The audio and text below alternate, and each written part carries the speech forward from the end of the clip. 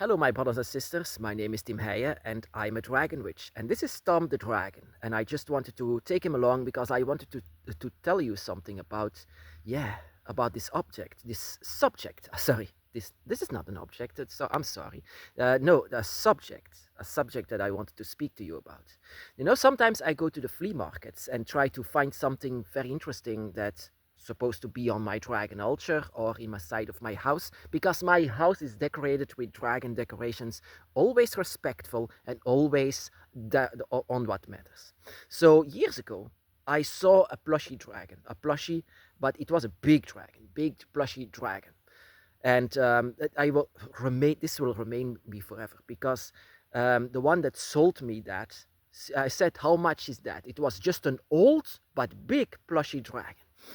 But the one that sold me gave me a bit like a background that was attached to that plush, because she wanted actually to give it away because, yeah, it was old, it was a bit dirty, but it was a dragon. I wanted to have this, but the background with it is always, it remained with me. And this background also was a bit emotional because it was her grandma, I believe. Then she said it's actually coming from her grandchild, her granddaughter, and she loved dragons. She said it how much she loved the dragons. That is also the reason why she was gifted that dragon. In a way, when I was 2 years old, I was also given a plushy dragon because I survived that. I survived a disease inside of my brain, brain disease. I forgot the name of that brain disease, but because I survived it, I was also given a plushy dragon, and I squeezed the life out of it. It was mine. It was always going to be mine. It always remains, and everyone has to stay away from it, because at that moment I gave life to that object, a seemingly lifeless object.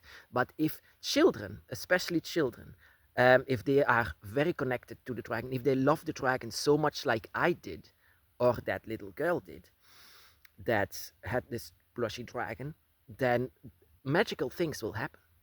And some people just don't believe that. But especially as well, this is 20 years in my possession, 20 years around my neck. And every time when I have a bad moment or I feel bad, I'm going to take it like some people do, religious people do, for example, with crosses, or maybe Jewish people do with their sign or whatever. I do the same thing. I have to feel the dragon. I have to feel the dragon very close by. And to many, this is just a simple necklace. To me, it is much more worth. And I learned it that these lifeless objects are becoming much more alive. The more that the love, true love, legit love that you give lifeless objects, then this will eventually become a portal, a way to summon up your dragon, a way to say to the dragon that you really need them. And your dragon will hear that. Your dragon will be in the energy that is inside of a lifeless object, can be so much alive later on. Every time when you squeeze it, when you hug it, when you just want to take care of it, then it seems that your dragon will be there for you. And I've seen that once I was 2 years old, and later on I never left my plushie behind. But this grandma in this flea market, she actually wanted to get rid of it. She said €1, and I was surprised for such a big. Yeah, he was dirty, but I didn't mind. But he was big with wings, and he was gray dragon. And but she said that she passed away. She was not as lucky as I was. I didn't pass away, and I'm still convinced that it was Tiamat who saved my life that moment in that hospital, because I was healed like this, like from one moment to another. The doctors say it was impossible, but unfortunately, this little girl didn't came out of it. The details are not important. It's important, but not to the story. But what I wanted to say this, I promised her grandma to give that dragon a very nice place, and that I will not. That is also something that I said to myself.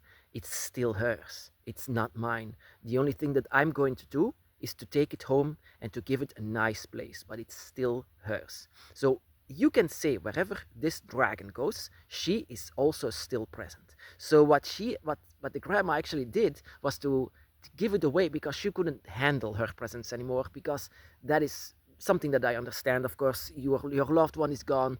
You get this sorrow every single time, every time when that dragon is around, you have this sorrow as well. So I understand that this needs to go because she's passed away and you have to go on with your life, but you cannot, because there is still a presence, and that presence is still alive in that plushy dragon. So that is also, the why I buy these things. These are not things. I'm sorry, they're not things, but I want to give them life as well. But you cannot just say, do it. No, no, no, no, no. It doesn't work like that. It works only if you are really connected to the dragon and if you are legit giving love to this lifeless object. I gave love to this. I gave love to that. I gave especially love to my first plushie. If I pass away, if I'm gone, I'm still going to be present in that plushie. And that is what a lot of people seem to don't understand. They say cursed items, cursed puppets. Well, actually, no. They are much more like blessed with it. It's a portal. It becomes a portal later on. And I placed that little girl's dragon plush. It's a big one. Not in the chamber, but a bit further, so that he was still watching the outside, because I learned that dragons love the outside. They don't want to keep in. But I know with taking this plushie in, that this is going to be attached with that person, with that. So I'm not afraid of ghosts, not afraid of presence. I'm not afraid of anything like this, but because it's not bad, it's not negative. It's, in fact, I'm convinced that she, together alongside with her dragon, is now inside of the dragon realm, and that gives me comfort every single time when I look at that dragon plush. I look at both of them inside of the other side, on the other side, not that they are still here, still are fighting. No, they are now free. They are free together, and she always loved dragons. It's just the way as we do.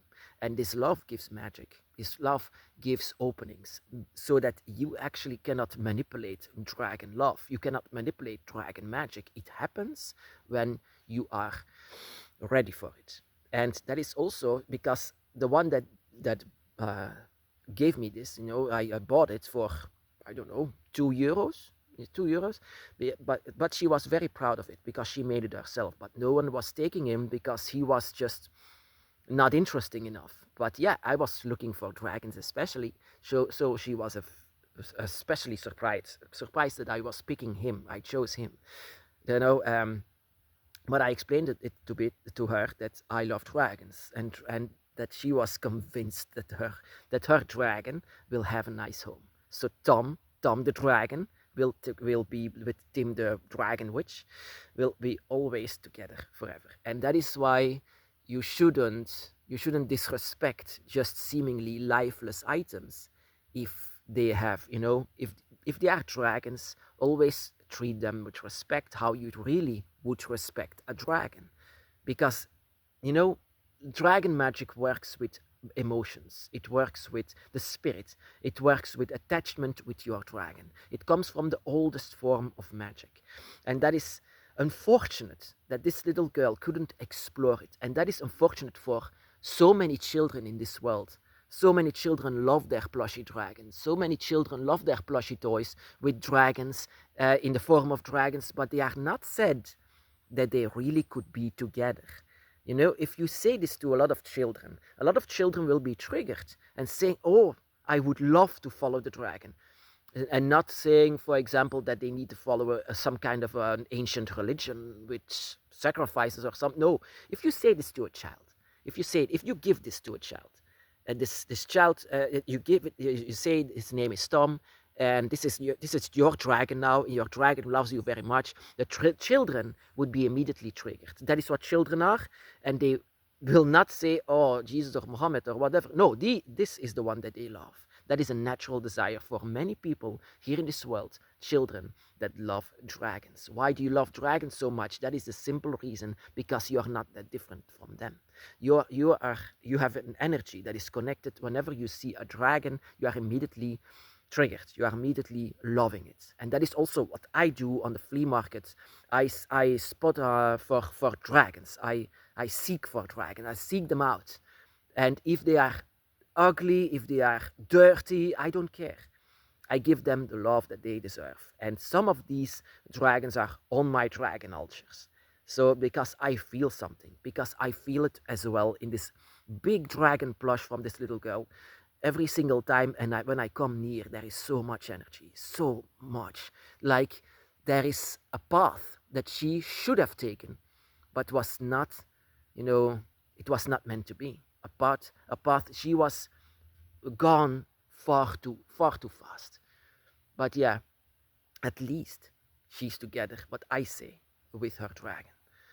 And not saying that she's still here or something, or no. She loved her dragon, I could easily tell. And it's not mine. It's not, this is mine. This is the mine. This is my dragon, you know. It was just hers, the one that, uh, she was the one that handed me over with pride. She gave it to me. It's from now on, this is yours. This is from you. And she had it. She gave it to me with a smile on her face. That is a gift. What this grandma did was not really a gift. It was more like, take it, so that I don't have to deal with it. It was not a gift. It was not at all. She loved her grandchild, and I could feel that. So it was not mine, and that is also why I don't take it in my bedroom. I take it somewhere else in my house, so that it can be in peace. So yeah, these are the items, seemingly lifeless things that are not important, things that can be dirty, even broken, but I give them the love that they deserve, and the love that you give them to them could actually let them be alive. You can create a living dragon energy here in this world simply by your love for dragons. And that is why you cannot copy it, you cannot pretend to love it. That is really have to be legit. And the one that is really cursed, actually blessed, I blessed it, is my dragon plush. It was not this dragon plush, but my first one after I survived that brain injury. I am still convinced that it was Tiamat and intervened, that saved my life in that hospital. It was miraculously healed. And then they gave me my dragon plush. I healed it, I nursed it. I mean, I did everything. I even go to the bathroom together. I, I showered with him. Oh, goddess. Um, I did everything with him. I even had dreams about him. Being a big green dragon, you know. And that is how you do it. That is how you put things to life. Some people say cursed. Well, no, you bless them.